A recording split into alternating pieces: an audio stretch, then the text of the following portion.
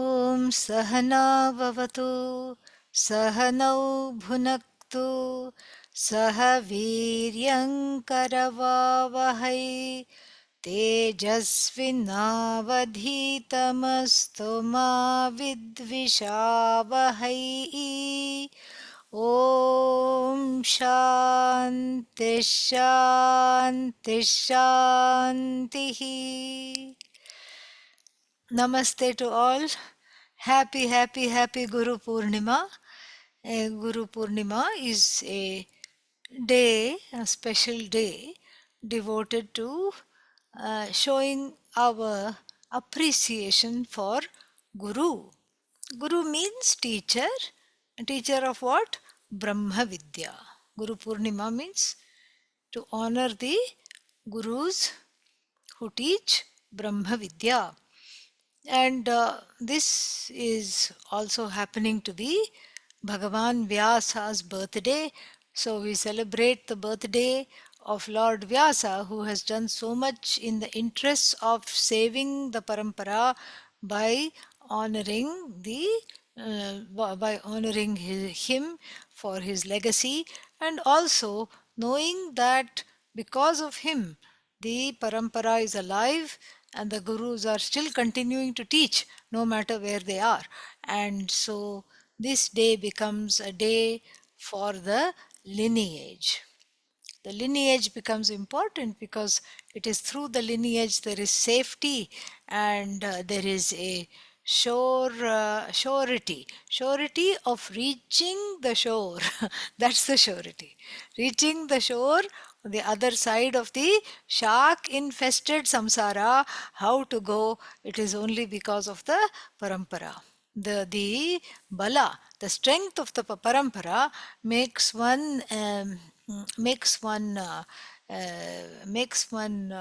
enthusiastic, hopeful, and certain that one will, for once and for all, kick off the shackles of samsara. Samsara here means a life of constant grumbling, a life of constant identification with some sense of want, some want or the other, a sense of wanting, a sense of lack, a sense of judgment, centered on oneself and another. And of course, centered on the Jagat, centered on the Lord, the Goddess, everything. And so this is what we want to avoid. And so Guru Purnima becomes a way of honoring the teacher who becomes the guide, a ferry person, a person who ferries us through the seaweed infested, shark infested, alligator infested river of samsara. And the one who is the Guru is also described elsewhere as Bhavaroga Bhishak. Bhavaroga Bhishak means the doctor of the disease called samsara. Rather, it's a syndrome because it's a bunch of all kinds of what is that called? All kinds of symptoms without really, non-specific symptoms. This is what the modern diseases are like. They don't know why it happens, and then this is how it is, and it's all like, various symptoms. And so this bunch of symptoms called samsara syndrome, and Guru is the doctor. So what does the Guru do? Give the tablet and suppress the symptoms? No, Guru does not suppress the symptoms. What does the Guru do? The Guru basically shows that you are not sick at all. This sickness that you feel is because of wrong vision. A vision of division makes you feel nauseous and makes your head spin and makes you feel like throwing up and makes you feel like you are sick. So when you have the vision of oneness, which is given by the Guru to the Shishya, then no longer is the head spinning, no longer that vague sense of malaise and the sense that I'm not well and something or the other is always wrong is just gone. Because that is mithya, that is not really the case. And then so these are some of the metaphors we find in the tradition. Bhavaroga Bhishak, the one who is the Vaidya Bhishak. Vaidya means the doctor. There is one song also in the Granth Sahib. Mera be, Mera Bed Guru Govinda. My doctor is the Guru who is Govinda, or my doctor is Guru Gobind Singh Ji. Either way you can take. And then what happened? He gave a okhad. Okhad means aushadham. Aushadha. Okhad. So this is how it is in the Gurumukhi script. The sha becomes kha, like purusha becomes puruk. So here it becomes okhad instead of aushad, aushadham. So he gave me a pill. What kind of a pill did the Guru give? Guru gave chill pill. Okay. What is the chill pill? It had a name. It was called Hari. Hari नाम का ओखद राखो rakhiyo. He placed the pill called Hari, the mantra of Hari Japa, on my tongue. The mantra that is used in meditation on the contemplation of the Lord's name was placed on my tongue. As a result, what? Kate janamaka phanda. Kate janamaka phanda means the shackles of repeated rebirth cycles were all totally cut off as a result. Very beautiful. And so that is one metaphor. The Guru is seen as the doctor of samsara.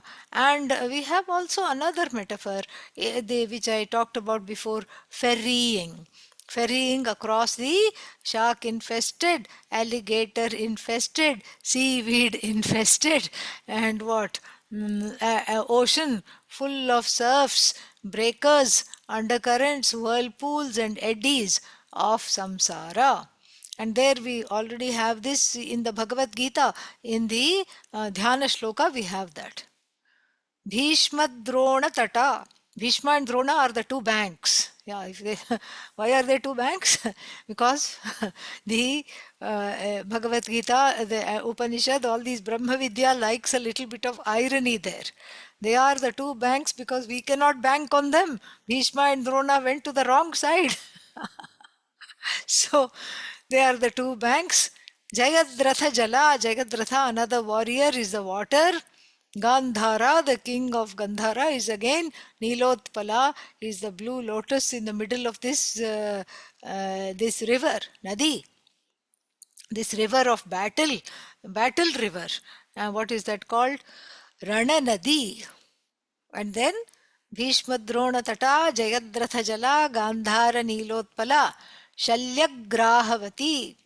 So Shalya is the shark. Kripena Vahani, Kripa, another king, is another sage Kripa is the whirlpool.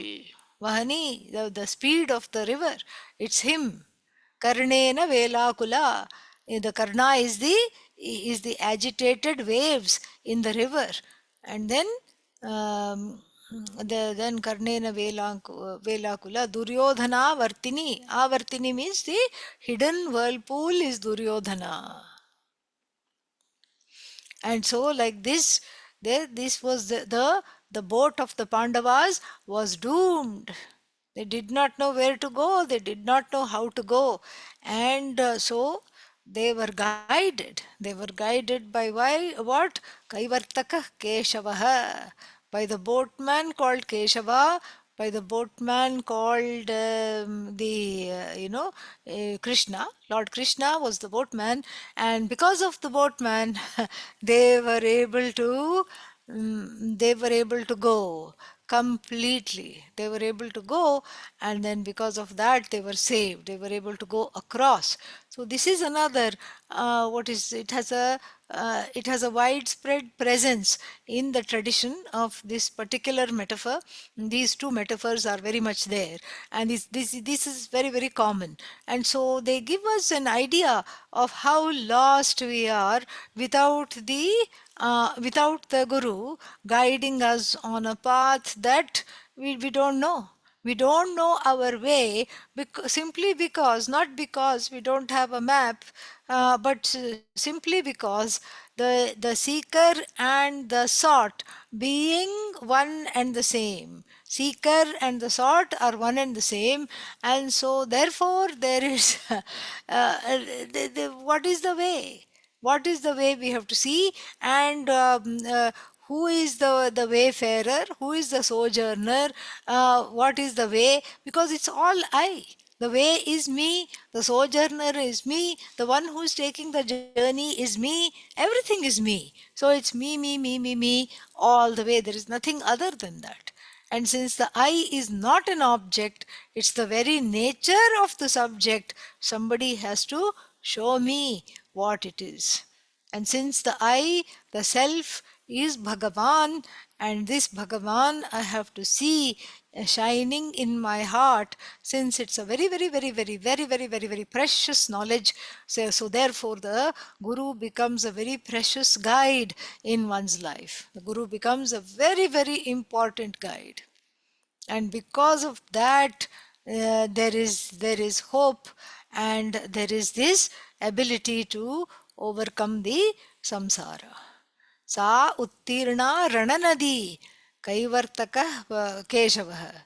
The Pandavas crossed the battle river riddled with Duryodhanas, Dushasanas, and all these things in the form of sharks and what is that called? Sharks and alligators, etc. And they were able to cross only because of the skill of the boatman called Lord Krishna. So these are the two metaphors. And this is all variously talked about. Everybody knows these things. Today I want to share with you one more metaphor. Very beautiful, very, very full, and very symbolic. And this is also about the role of the Guru in one's life.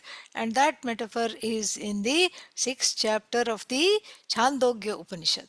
In the 6th chapter of the Chandogya Upanishad, we have this wonderful story. So a businessman from Gandhara, this businessman from this Gandhara Pradesha, whatever some town called Gandhara, has gone to sell his wares. If a businessman means he has to go from place to place and sell whatever he produces, and then bring back the money, go back to Gandhara, and then live with his family. That's what he has to do. But it so happens that on one occasion he is set upon by robbers who take him, who take him to the forest and take him to the interior of the forest, and then gag him they don't gag him, they bind his hands and legs and bind his eyes also. He's blindfolded and tied up and left to die in the forest. Needless to say, all the money is gone. All his money is gone. The robbers have made off with his money. All his hard-earned profit, hard-earned money after selling all his wares, and then they have left him in a ditch in the forest to die. And then he screams for help. He keeps saying, I am a businessman from Gandhara. Help me. Please help me. I need help. And I don't know where I am. I'm lost and I'm tied up. Please help. After 2-3 hours of crying like this, when he was losing hope, suddenly one good Samaritan comes. And what does the good Samaritan do? The good Samaritan dusts him off, unbinds his hands and legs, and unbinds his eyes, and shows him this is the way to Gandhara. You are going the other way, you are lost. No wonder you are lost. This is the way to Gandhara, and you keep going in that direction, but Gandhara is very far away. And so you keep asking and going and asking and going. Surely you'll reach your hometown. And then the Good Samaritan goes away. They part ways, and then the lost sojourner, the wayfarer, the businessman, what does he do? He follows the advice of the Good Samaritan and then finally reaches his hometown. This is the story. And here we can see it's replete with symbolism. So the robbers robbed him. So robbed means what? They took away his, not only his possessions, but also his sanity. What do the robbers symbolize? The robbers symbolize just the regular world, full of strife, full of conflict, and the everyday situations where one gets into these kinds of difficulties. And then what does one do? Then repent and wonder what happened. And so therefore the robbers symbolize the difficulties in life. Robbers symbolize the loss of sanity after living in these kinds of situations. There is a loss of sanity because one does not know what to do. One has no idea what to do, and so therefore the robbers symbolize also one more thing. The robbers symbolize karma. Robbers symbolize karma, that karma is also there. And then because of there are two robbers, or a set of robbers, we don't know, but then there could be just some kind of karma that takes away everything. This is what happens. The Shani in the horoscope, the Saturn, the placement of the Saturn, sometimes when the Saturn is in the 12th house, first house, etc., second house, then lot of things get taken away. And so like this is just a nimitta. Nimitta means an excuse for the karma to work itself out. So this is the robbers represent karma. The robbers represent mental equilibrium, and the robbers finally also represent vairagya, enforced vairagya nonetheless, but nonetheless vairagya, because the robbers took away everything. Then he finds himself tied up and lost in the forest.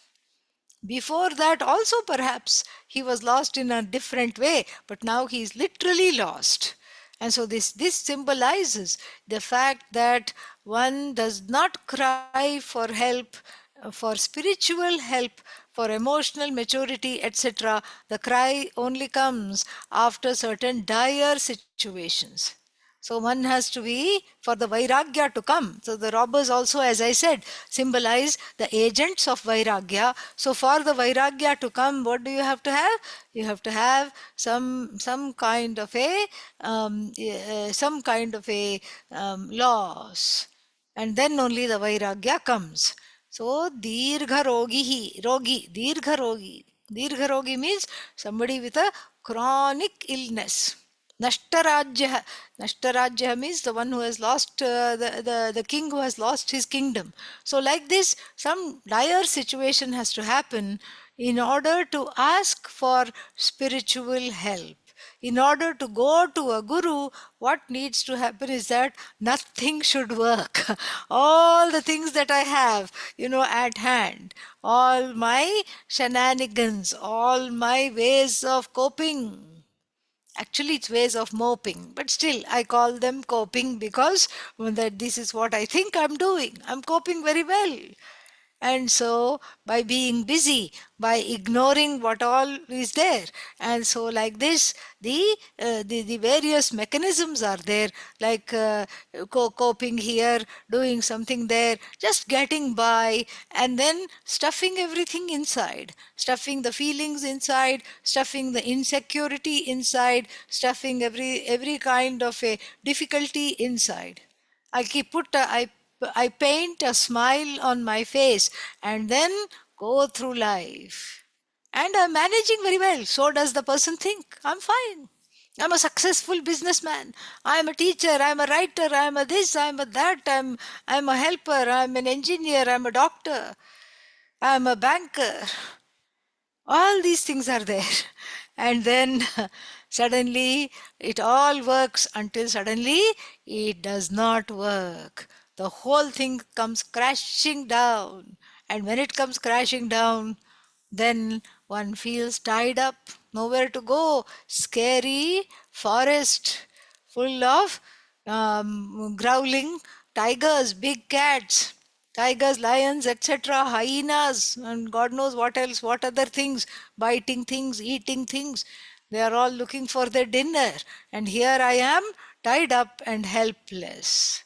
So the forest represents ajnanam. Ajnanam and anyatha jnanam. Ajnanam means I'm in this dark forest and I'm lost. That sense of feeling lost is ajnanam, and therefore I get into misery. Why me? He cries, the businessman. Why did this happen to me?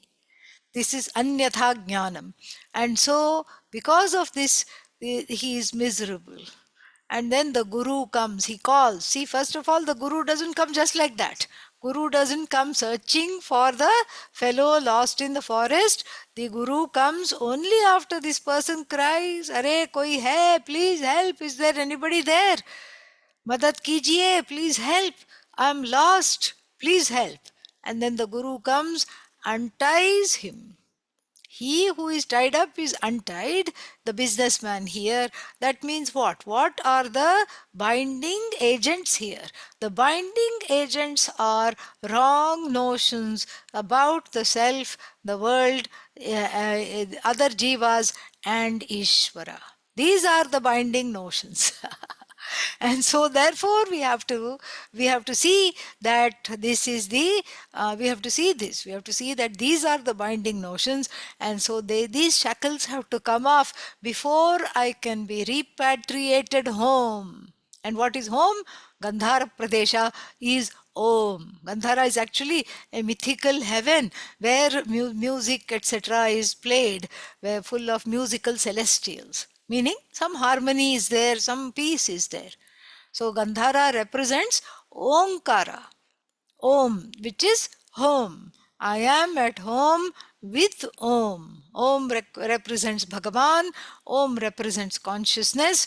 That is without the status of being the cause of the universe. Om represents me, the waker. Om represents me, the sleeper. Om represents me, the dreamer. Om is everything. And this Om is who I am, and from whom I have slipped, I have become derailed, from whom I have become disconnected. And what does the Guru do? The Guru first takes away the blindfold. Blindfold means I don't see anything. Tamas, Ajnanam, I have identity. The Ahankara in the form of the eyes has identified with the Ajnanam so much that it does not recognize anything, it does not see anything at all. And so the Guru opens the eyes. And the Guru unties all the wrong notions, the shackles of the wrong notions, that I am bound itself is a wrong notion, and that I am subject to grief, wrong, that is one more rope, wrong notion. It's an aropa. That's why it's a rope. And then that I am subject to fear and anxiety, another rope. All these shackles that that I have to protect myself from others, and that I'm jealous, or other people are jealous at me, I am angry, somebody else is angry at me. All these notions in the form of shackles which are binding the businessman meaning the being, the quintessential jiva, in search of home, in search of the vision of Vedanta. And then what happens? Then finally the person is set free. And The guru does not say, oh, let me change my plans and let me take you to Gandhara. Let me change all my plans, let me change my ticket, and let's buy 2 tickets to Gandhara and then get on the flight to Gandhara. No. The Guru just indicates and says, keep asking and keep going this way. Asking is mananam and nididhyasanam. Asking means asking for repeated directions. That is, meditating on the instructions received by Vedanta teachings received by the Guru, meditating on them, and then finally, understanding, arriving at the home of Om for oneself. Why? Because Gandhara is Brahman, is Om. And Omkara being yourself, it is not a destination outside of you. So the Guru cannot point, the Guru cannot say, go there. Guru can give indication, lakshana. So it is not vachyartha. It is not the direct meaning of the word Satyam Jnanam Anantam. Om is not direct. Om is indirectly reveals you. Why should it indirectly reveal me? Why can't it reveal me directly? It cannot reveal you directly because it is you. It is you. And it's not an object. The only things that are pramana siddha are outside of you. They are other than you. But you are swatas siddha. You are not pramana siddha. You are not established by a means of knowledge. You are self-established, luminous, self-evident, self-lustrous, etc., etc., etc. That is what you are. And so therefore, the Guru has to be able to tell the general direction. Like this is Satyam, this is Anantam, this is Jnanam, this is Gandhara. Please go here. The general direction is given and the student takes those directions, takes those indicatory words and understands the truth of herself or himself, because those indicatory words lead to the self-evident I. What a beautiful story and what a wonderful metaphor. This is how the businessman goes home. And so here also, for all of us, this is my prayer, that those of us who are engaged in the world or engaged in anything, so many things one is engaged in the world in various capacities. So may this auspicious day be a day of deep contemplation and reckoning of where one is headed. And if one has to course correct, if one has to take stock of where one is headed, may that be evident. May the Guru's grace come in the form of some teaching or some intervention or the other when I least expect it. May it come and guide me, put me on the proper path. Once on the proper path, one will never lose the way again. This is the grace of the Guru. That is why the Brihadaranya Upanishad says with great audacity, Acharyavan Purusho Veda. And same thing, Chandogya also says that Acharyavan, that is the conclusion of this story. Acharyavan Purusho Veda. If you have an Acharya, you know. How can you say with such alacrity, if you have an Acharya, you know? Maybe the person, is not studying with the Acharya, the teacher. Acharya means teacher. So how can you say if you have an Acharya, you know? You can say that because the Shruti is very, very, very, very confident that the teacher who lives and breathes and eats and drinks Vedanta will definitely communicate to another as well. Will definitely communicate to whoever is around there, and then listening to that, the person who has the teacher, the student, will definitely get completely enlightened. or at least lightened of the burden of thinking I am a jaded, faded jiva. So may this Guru Purnima be a blessing for course correction and for a deeper immersion in this knowledge, and may everyone be filled with loving kindness and compassion, especially for oneself. Thank you very much. Om Tat Sat.